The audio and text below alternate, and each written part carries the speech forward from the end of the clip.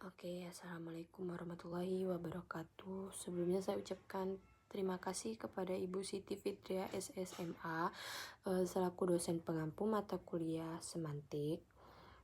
Baiklah, perkenalkan nama saya Suci Febriani dengan NIM A1J22464. Di sini saya memilih salah satu materi, yaitu yang saya pilih adalah pendekatan dalam semantik.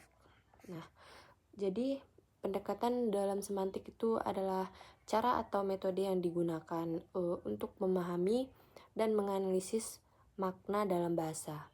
Dengan pendekatan ini, kita bisa mengetahui bagaimana kata, kalimat, dan konteks digunakan untuk menyampaikan arti. Kemudian ada beberapa cabang, yaitu referensial, ideasional, behavioral, dan kontekstual. Nah, setiap pendekatan punya sudut pandang yang berbeda, seperti melihat dari sisi logika, pikiran manusia, hubungan antar kata, atau situasi saat berbicara. Singkatnya, pendekatan semantik membantu kita memahami makna bahasa dari berbagai sudut pandang. Nah, tadi sudah saya jelaskan ada beberapa cabang. Yang pertama itu referensial.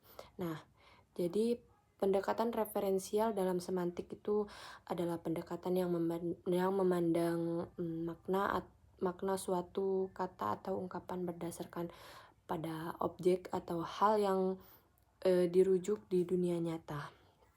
Nah, dengan kata lain, makna ditentukan oleh hubungan antara bahasa dan realitas. Contoh kata itu matahari, merujuk pada benda langit yang menyinari bumi. Nah, kemudian ada kata kucing, merujuk pada hewan berkaki 4 yang biasa dipelihara. Nah, intinya makna yaitu adalah apa yang dirujuk oleh kata dalam dunia nyata. Jadi kalau kita tahu apa yang dirujuk, kita tahu maknanya. Pendekatan ini sangat fokus pada hubungan langsung antara kata dan dunia nyata. Kemudian pendekatan referensial itu ada 2 jenis. Ada dibedakan menjadi 2 jenis. Yang pertama itu makna referensial. Makna ini berkaitan langsung dengan objek nyata atau konkret yang bisa diamati secara fisik maupun dibayangkan. Nah, kata-kata dengan makna referensial merujuk pada suatu eksistensinya, bisa dikenali dalam dunia nyata. Contohnya seperti meja. Meja merujuk pada benda fisik, tempat meletakkan barang. Kemudian sekolah merujuk pada institusi, tempat proses belajar mengajar berlangsung. Kemudian yang kedua ada makna non-referensial, yaitu jenis makna ini tidak merujuk pada objek tertentu. Umumnya ditemukan pada kata-kata tugas atau fungsional dalam bahasa, seperti konjungsi, preposisi, dan partikel. Kata-kata ini tidak memiliki referen di dunia nyata, tetapi memiliki fungsi penting dalam membangun struktur kalimat. Contohnya dan, karena, atau agar. Hanya menghubungkan kata atau klausa tanpa menunjuk pada objek tertentu. Kemudian pendekatan ideasional.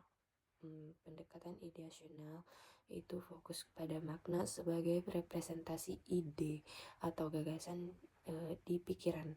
Dalam teks sastra seperti Papaseng, makna ideasional mencerminkan nilai kebenaran, etika, dan religius. Nah, penerapan pendekatan ideasional berfokus pada makna sebagai representasi ide atau gagasan dalam pikiran. Dalam konteks penerapan pada kata-kata seperti kejujuran, atau kesetiaan. Tidak merujuk pada objek fisik, melainkan mencerminkan nilai-nilai moral dan abstrak yang hidup dalam pikiran manusia. Contoh kejujuran tadi yaitu nilai moral yang menekankan keterbukaan dan kebenaran.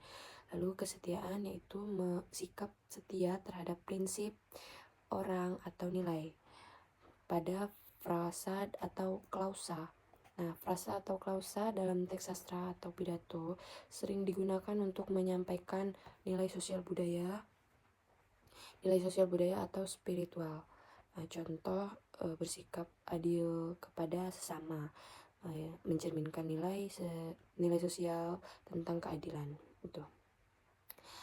Kemudian pendekatan behavioral. Pendekatan behavioral ini berpendapat bahwa makna suatu kata atau bahasa ditentukan oleh reaksi atau respon yang muncul saat kata itu digunakan dalam situasi tertentu. Jadi, makna bisa dilihat dari perilaku pengguna bahasa dan bagaimana orang lain meresponnya. Contoh sederhananya, jika seseorang mengatakan api dan orang lain itu langsung menjauh atau menghindar, maka kata api diasosiasikan dengan bahaya. Makanya dipahami dari perilaku yang ditimbulkan. Intinya maknanya itu respon atau reaksi terhadap kata dalam konteks tertentu.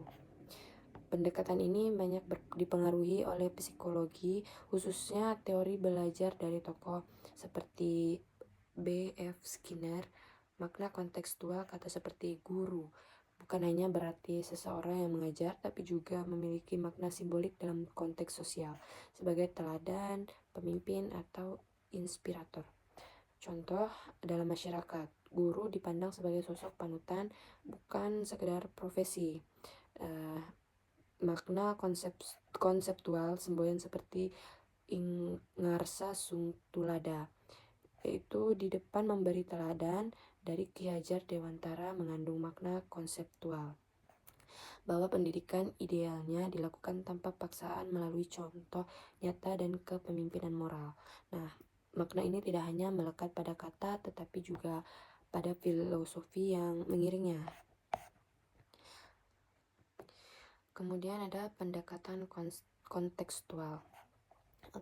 Pendekatan kontekstual dalam semantik adalah cara memahami makna kata atau kalimat berdasarkan konteks penggunaannya. Artinya, makna tidak hanya berasal dari kata itu sendiri, tapi juga dari situasi, waktu, tempat, pembicara, pendengar, dan tujuan komunikasi. Nah, jenis konteks dalam pendekatan kontekstual. Nah, pendekatan kontekstual mengakui bahwa makna suatu kata atau ungkapan sangat bergantung pada konteks penggunaannya. Konteks ini dibagi menjadi beberapa jenis. Yang pertama ada konteks bahasa, yaitu satu kata bisa memiliki makna berbeda tergantung struktur atau kombinasi katanya. Contohnya kepala sekolah, itu pemimpin lembaga pendidikan. Nah, kalau kepala ikan itu bagian tubuh ikan. Meskipun menggunakan kata sama, yaitu kepala, tapi maknanya itu berubah sesuai konteks. Nah, kemudian yang kedua, konteks situasi. Situasi tempat kata digunakan mengaruhi maknanya. Contohnya panas, dalam konteks cuaca berarti suhu tinggi, tapi dalam konteks politik bisa berarti situasi memanas atau tegang. Kemudian yang ketiga, konteks emosional. Nah, emosi dan intonasi memengaruhi makna ujaran. Contoh, baiklah bisa berarti persetujuan tulus atau sindiran, tergantung nada, suara, dan ekspresi wajah. Kemudian konteks budaya. Latar budaya pengguna bahasa menentukan interpretasi makna. Contohnya ungkapan makan sirih. Di satu budaya bisa bermakna literal, tapi di budaya lain mungkin bermakna simbolik seperti tanda penghormatan.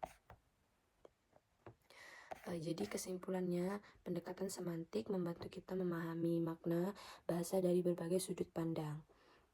Ada 4 pendekatan utama, yaitu yang tadi referensial, itu adalah makna berdasarkan objek nyata. Yang kedua ideasional, itu makna sebagai gagasan dalam pikiran. Ketiga behavioral, itu makna dari reaksi atau respon sosial. Dan yang terakhir itu kontekstual, yaitu makna dipengaruhi situasi, tempat, dan budaya. Nah, keempat ini menunjukkan bahwa makna tidak berdiri sendiri, tapi dipengaruhi oleh konteks dan cara penggunaannya. Baiklah, hanya itu yang dapat saya jabarkan. Lebih dan kurang mohon maaf. Saya ucapkan terima kasih. Wassalamualaikum warahmatullahi wabarakatuh.